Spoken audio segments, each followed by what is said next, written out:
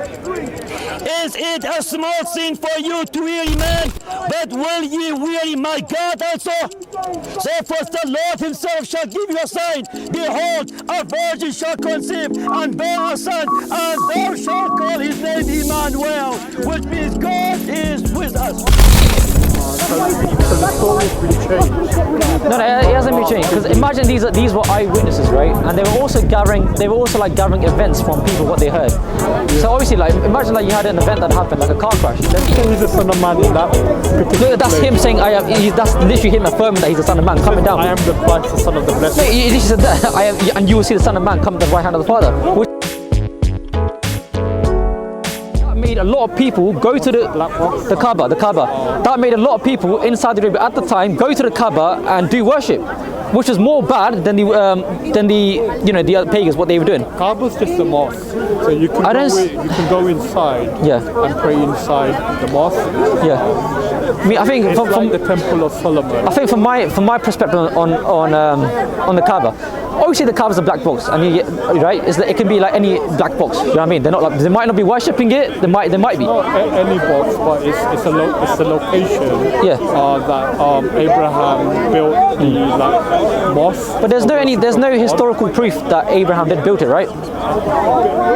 I mean that's a separate question. I mean, can maybe make mention like in the Bible. But as I was saying, but with the Kaaba, right? So the reason why I see it as idolatry is because when I went there, right? This is my experience. I'll just tell you my experience. You can just tell me, like, you know. So a lot of people there, they were going around at 7 times doing tawaf, and they were shouting words called Allahumma labbaik, Allahumma labbaik, right? Yeah, that means oh Allah. Yeah, they were just saying these chants, right? And it's like the Hare Krishnas. The Hare Krishnas in their religion, they do the same thing. They chant Hare Krishna, Hare Krishna, Hare Krishna. But in reality, these words have no effect to the heart. No matter how you say it, you're just saying it. You're not doing it from the heart. It's not a real relationship with God.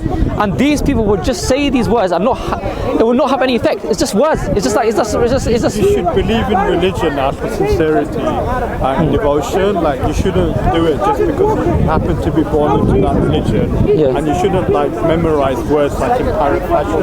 You should try to understand, what you're reciting and to whom you're praying to and why do you pray or worship that person. Yeah. But even Safa and Marwa, when I saw Safa and Marwa, you know Safa and Marwa is? Yeah. When I saw that happening as well, when people going up and down, it just seems like an occult to me, because I've seen Hare Krishnas, and it's so similar to Islam when they would go up and down chanting names. It seems very cultish. Mentioned in Genesis 21, where Hagar, when she ran out of water, and so God opened her eye to a well of water. So that's understood to refer to the Zamzam water. Zamzam water, yeah. Which is like Ismail's feet came out. Yeah. Heard about that, yeah. So God named him Ismail because God heard Hagar pray, and God says to her to arise and lift up the sun. Yeah. And I believe I don't remember the full verse, but I think it says to the effect that I will make him into a great nation. So great nation means that they will believe in the same God of Abraham. But even in the Quran, in Surah 3:55, it says how the disciples of Christ will be superior to everybody else. And these disciples of Christ preached about Jesus Christ's crucifixion and resurrection. And there's no doubt in history about that. So if these people are preaching... The context of that verse. Yeah, it's trying to say about these disciples of Christ, they are superior to everybody else. Yeah, it's mentioned in comparison to those that disbelieved in Jesus. The Quran says some believed in him and others rejected him. So those that believed in Jesus didn't reject him, even if they had more beliefs about him, they will be superior to those that rejected or disbelieved. And we see that today. But surely they can't be superior if they're preaching a false doctrine according to the Quran, because they were preaching about what they saw, the resurrection and crucifixion. So if they are superior, surely they can't be superior if they're preaching a false doctrine, because the Bible says there's been many false prophets and to not listen to them. So if these were false, why would Allah say they're superior? It also says to judge them by their fruits. And that's what it says in the Bible. So if there was no more prophet to come after Jesus, then Jesus wouldn't have given this acid test to judge them or test them by their fruits. So it means that there was to be at least one more true prophet. But do you believe Muhammad was a true prophet? Yeah, I believe he was the one who was prophesied by Jesus. as the Son of Man, and also Son of Man. the Paraclete. Yeah. But Son of Man, that prophecy was fulfilled when Jesus says, I am the Son of Man. Because he says that I am the Son of Man. I can't remember the verse, I haven't got the internet, but if you type in Google, Jesus says, I am the Son of Man, it will come up. When Jesus speaks about the Son of Man, like at his trial, he speaks about the Son of Man is to come. He hasn't yet arrived. No, he says it right. He talks about it. I think he said, say, I am the Son of Man. Let me try and find it. And you will see the Son of Man coming. Not that you will see the Son of Man returning in the clouds, but you will see him coming. So meaning he hasn't yet arrived. Yeah, so when it says the second coming, right? So obviously the priests, they came to him and they were like questioning him, who are you, this and this, right? And Jesus then later on he says, from now on you will see me sitting at the right hand of the Father, come down. It doesn't say that in Mark's Gospel. Yeah, but in Luke he says, still says it. Yeah. So he's not saying at the current time, but at that. So he's trying to say about the resurrection, how Christ will come down in second coming to people. And even the Quran, you believe Jesus will come down, not Muhammad. Well, that's not mentioned in the Quran, but strictly speaking, it's like in the Hadith. Yeah, still mention Hadith, still a reliable source. You know, Mark is like the earliest of the 4 Gospels to be written, so it's closer to the time of Jesus. So what it preserves is closer, like in memory. So Mark has it that Jesus prophesies the coming of the Son of Man, whereas Luke has it that the Son of Man is Jesus. It is, yeah. So the story's been changed. No, it hasn't been changed. Because imagine these were eyewitnesses, right? And they were also gathering events from people, what they heard. Yeah. So obviously, like, imagine like you had an event that happened, like a car crash. There's going to be many people who are going to say different things, but the story still lines up. That word is still there. That saying was still there. Yeah, and Mark's not collecting information, but he's using Mark. Because Mark wasn't a disciple. Mark was using Peter. So Mark was using Apostle Peter's narrative and what he saw. You know what I mean? So obviously, like. And then Luke used Mark to write his own gospel, but Luke changed what Mark wrote by having the Son of Man become Jesus. No, but the Son of Man, everybody knows Jesus. So I'll show you what I'm speaking about. So you know, in Mark chapter 14, Jesus prophesies the coming of the Son of Man. Yeah. This is Mark chapter 14, I think it's verse 62. And Jesus says, I am, and you will see the Son of Man seated at the right hand. Okay, can I explain to you what that means? Yeah. So what that means, he is saying he is the Son of Man, and he is saying you will see him seated at the right hand of the Father, meaning when the resurrection comes, right, you will literally see him. He is going to be the one. He is the truth. So he is the one come to judge. 62, he says, I am the Christ, the Son of the Blessed. Ask him, are you the Christ, the Son of the Blessed? He says, I am. And then he goes on to speak about the Son of Man. So there's many prophecies. There's many prophecies attributed to him. There's one in the book of Zechariah. There's a prophecy to him. Yeah. There's one. He's prophesizing about there's one called the Son of Man in the book of Daniel. That's what he's on about, and he is the Son of Man which came down. Well, he doesn't say he's the Son of Man in that particular. No, that's place. him saying I am. That's literally him affirming that he's the Son of Man coming down. I am the Christ, the Son of the Blessed. No, he literally said that. I am, and you will see the Son of Man come to the right hand of the Father, which is talking to him. He is the Son of Man. Speaking about the Son of Man rather than speaking about himself. No, but if you knew how Jesus speaks, the third person. No, but Jesus spoke a lot like that. Like even when he spoke to the Pharisees, they were saying to him like they're saying, are you the Look, here's the same saying. They ask him, are you the Christ? And he says, if you are the Christ, tell us, and so on. And then Jesus said, but from now on, the Son of Man shall be seated at the right hand. So he's no longer prophesying about the Son of Man to come, but he's saying that from now on, the Son of Man is seated at the right hand. No, he's not saying that this current. Jesus spoke a lot about the future. So, for example, how he said a verse like say, where he says like where 2 or 3 are gathered, there I am in the midst of them. You know what I mean? That's him talking about when he's going back to heaven. He will be on earth. And when Jesus said, from now on you will see me sitting at the right hand of the Father, he's talking about the future. That everybody will see him as sitting at the right hand of the Father, come to judge the nations. Well, speaking of the present, he's not speaking about the future. He is talking about the future. From now on, but that's how Jesus spoke. Jesus spoke in figurative language. He's speaking very figurative languages. The story's been changed from Mark's Gospel to Luke's Gospel. If you get Luke's Gospel up. I'll show you because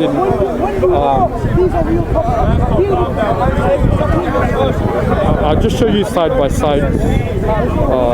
Because remember, these are different writers. They're different writing styles as well. So look, Mark says, I am, and you will see the Son of Man seated at the right hand of power, coming with the power from the clouds of heaven. Whereas Luke says, but from now on, the Son of Man shall be seated at the right hand. Yeah, they're so similar. That's nothing wrong with that, brother. They're so similar. Well, here Mark is saying the Son of Man is coming with the clouds. Yes. Whereas in Luke, he's no longer coming. He's already here. Okay. In the person of Jesus. Yeah, but is the Son of Man is still sitting at the right hand of the Father? He's still there. He's still seeing him there. You still see him there, right? Well, he's still at the right hand of the Father, though. Seated at the right hand. Yeah. Coming with the clouds. Okay. So he's coming. Whereas in Luke, he's already here. He's no longer coming. Yeah, because if you look at Luke's writings, back in the days, they had something called they're writing in like manuscripts, right? And their writings like something called they're on like animal skins or leaves, and there was not much. There was in that time there was not enough to write on it, which is why Luke had to summarize a lot of things, and the other Gospels they summarized it as well. So there's going to be different narratives and different stories. I told you it's like a car accident. There's going to be many different it's going to be one event, but there's going to be many people telling different stories from what they saw, what they heard. What if there's like 10-15 year gap between the witnesses? So if like the earliest witness probably has the more original story than compared to the witness that came 10 years later and retold the same. Nah, because obviously one person might have. Do you know this saying like in Mark? Whoever is ashamed of me and my words in this adulterous, sinful generation. I told you. So Luke might have been summarizing the story, and then you have Mark, who might be writing in full depth. There's nothing wrong with that. There's nothing rebukes Christianity. In Mark, when Jesus speaks about the Son of Man, he speaks of him in the future to come, whereas in Luke, the Son of Man is already present, like in the person of Jesus. So the story changes, like Jesus. It doesn't change. It's just Mark puts an addition into it because he might have heard something that Luke didn't. You know what I mean? It's in the Quran, Jesus prophesies the coming of another messenger after him. But how you say Muhammad? You believe Muhammad's a true prophet, right? According to sorry to interrupt. Maghrib time very shortly. Which scholar doubted the zombie story in Matthew? There's a scholar.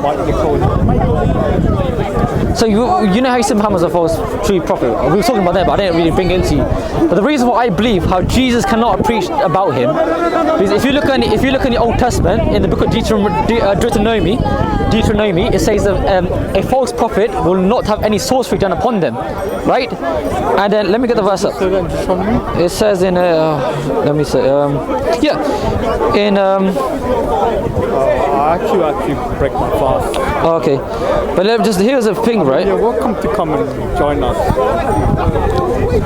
But here it says like Deuteronomy chapter 18. I can't remember what verse, but here it says like it's basically saying magic will not be done upon any false prophets. And then here it says in Sahih Bukhari 5765, magic was worked upon Allah's messenger so that he used to think that he has sexual relations with his wives while he actually had not. So Muhammad here was hallucinating. He has sex with 9 wives. So if he's hallucinating here, how can you trust his other revelations if he was hallucinating or not? Have you heard of something Mufti Immanuel? I don't know. No. So he's done like a commentary on this particular hadith, and he basically concludes that they're not authentic. Sahih Bukhari is very authentic because I see a lot of Muslim, right? When something goes against their script, when something goes along their scriptures, they just deny it because it refutes them. I didn't really listen to Imam because I see a lot. Shafi was before Bukhari. Yeah. So he said after the Quran, the Muwatta from Malik is the most authentic book. So which hadith collection? This is like a scholarly debate. Yeah.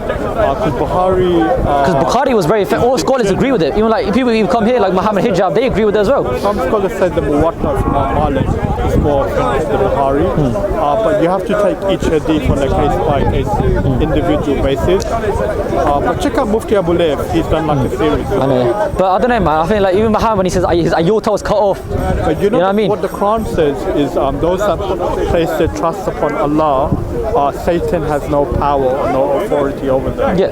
So the Quran is like contemporaneous to Muhammad. It's the collection of what the Prophet preached. So the Quran preaches that Satan has no power or authority over the believers. Yeah, but obviously Satan's known as the father of lies. So Satan does tell a lot of lies. And I believe Satan was the author of the Quran, given these revelations of Muhammad. So obviously Satan's going to be telling lies to people. I wouldn't believe Satan. Satan, like to to kill, steal, and destroy. And if you knew how Satan works, how he will. The purpose of him killing and destroying is so that the person ends up breaking the commandments of God. Yeah, and Muhammad. Yeah, but that's what Muhammad nearly did. Muhammad, like you can see, he tried to commit suicide.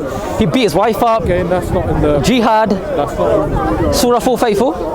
It says to beat your wife up. And no, it doesn't. It doesn't address the husband. Like the husband's not mentioned in Surah 4 verse 24. In the Bible, it actually mentions that you can beat your child with a rod. And in the Bible, it makes mention that you can sell your daughter to slavery. So that's but you need to realize the Old Testament compared to the you can beat your female slave. But the old, with a you need to rod. realize the Old Testament, right, has been we have been freed from it. But in the Quran, you have not Isn't freed that us. Jesus in the Old Testament. Yes. Like, do you believe Jesus is God? Yes, the reason. Jesus gave those. But Jesus, the reason why Jesus gave Jesus gave these laws. Jesus gave these laws, and he freed us from it. But Muhammad, he never freed us from it. You're still in this age of society. You're still stuck in slavery. You're still stuck in woman beating. You're still stuck in all these things. Are you allowed to commit adultery? Are you allowed to commit murder? What does Jesus says? Kill not, love your enemies. Yeah, so you know what I mean? Yes, you still have to. He's follow fulfilled the it. law. You still No, have to Jesus, obey the I have law. not come to abolish the law, but to fulfill all the law, to fulfill. And now he's given us a new law to love our neighbor as ourselves and to love our God with our mind, heart, and soul. That's the new law that's given to us. And loving God includes not killing people, because Jesus said in the mountains, he gave us all these commandments, and to forgive your enemies, to turn the other cheek. Do not kill one another. Yes, but you're kind of do not kill one another. I told you before, Satan is gonna do some tricks in there to pretend to kind of lure you away from knowing that's the truth or not. How do you know that the New Testament then is satanic? It's satanic. I don't believe that, but how do you? Because I read it, and there's pretty much, if you look at Jesus, if the New Testament says the same thing as the Quran. No, how do you know Satan's not? Because if you look at the New Testament compared to the Quran, these people witnessed an event that happened. And that was, and these church fathers as well, these historians pretty much attested to these. These church fathers pretty much attested to these disciples as well. So we know this was a historical event. Then you have a man who comes 600 years later, who never saw this event and says Jesus Christ never crucified, but it made it appear that he was crucified. Eyewitnesses to the crucifixion in the New Testament. Well, we have John. John was a good disciple. Yes, John and Mary. The Gospel of John's not written by. It is, because it says there that this book was written by the apostle whom Jesus loved the most, in which we know it was John. Yes. How do you know it's John? And also we know it was John because John doesn't say John wrote John. No. Also we know it was John, right? Because John was known as the disciple in the Bible as the disciple whom Jesus loved the most. Yeah, but and it said because Jesus then goes on to say that the disciple whom I love the most wrote this. Disciples at name. You're just assuming. No, it is John, because even these church fathers such as Polycarp was a disciple of Jesus, of John, and Polycarp attested to John's words. He does. I'll give you his word right now. I'll give you his words right now, but I'll just say this one thing because you got to talk to me fast. Sorry about the cameras.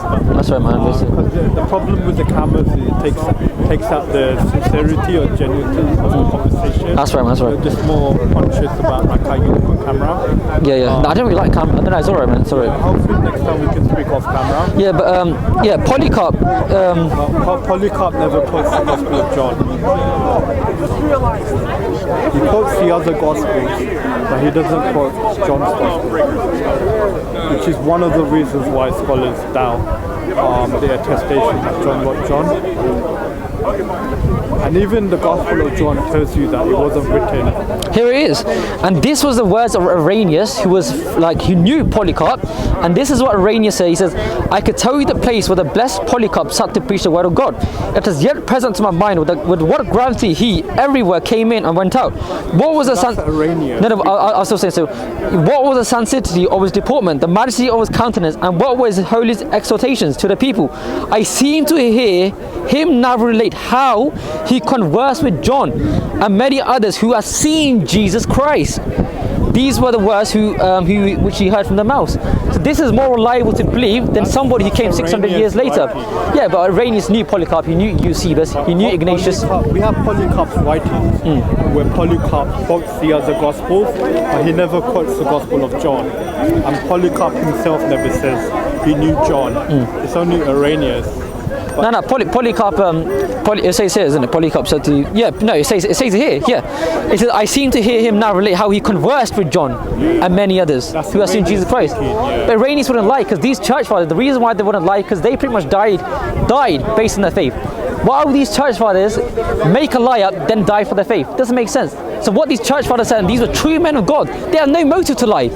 In everything, they have everything to lose by lying. Have you heard of Eusebius? Eusebius was a church father, yes. So he says it's permissible to lie in order to propagate the gospel.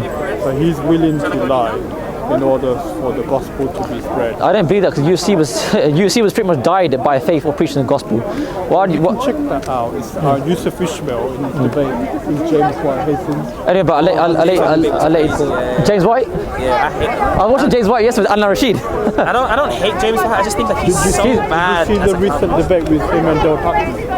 Oh, that must have been, I haven't seen it. That must have been Last week. I mean, James White is just not indicative of even like Reformed theology. A lot of the Reformed... James White, yeah. So the Reformed theologians, like in their circles, like it's him and Jeff Durbin, and like that's it. But the Reformed theologians, like that are actually good, not just actually good, but like are indicative of their theology, like James White. Because James White is a Calvinist, but he rejects divine simplicity, even though Calvin's view has always been divine simplicity. And it's like his view of anger is different. It's so weird. Like he's. But check out James White's debate with Yusuf Ishmael. I've seen Yusuf's one. The Eusebius quotation. Have you heard of Yusuf Ishmael? I've heard him, Muslim scholar, isn't he? He's not a Muslim scholar, but he's a barrister by profession. But yeah, he does Muslim Christian debates and stuff. That's true. How long have you been a Christian? Probably like 3-4 years now. Yeah. I'm still learning. I come to learn. That's why the reason why I came to you, because I thought it'd be good for you to ask me questions, and which if I don't know, I can then go and look on later on. You know what I mean? Because it improves my faith. I like to ask scholarly people, those who are high faith. I'm not a scholar myself. But you're nice to talk to, man, because a lot of people, they will get like kind of loud. You can't even talk to them. Like, it's alright, but you're nice to talk to, man. I respect you, man. I respect you, brother, man. But anyway, I'll let you open your fast, man. It's okay. I still got a few minutes. So. No, but I'm gonna get going now as well, because it's getting later. Okay. But anyway, take care. You come again? Yeah, I'll come. Again? Yeah. Maybe if we go somewhere private, then we don't have to worry about the camera. What happens is when people see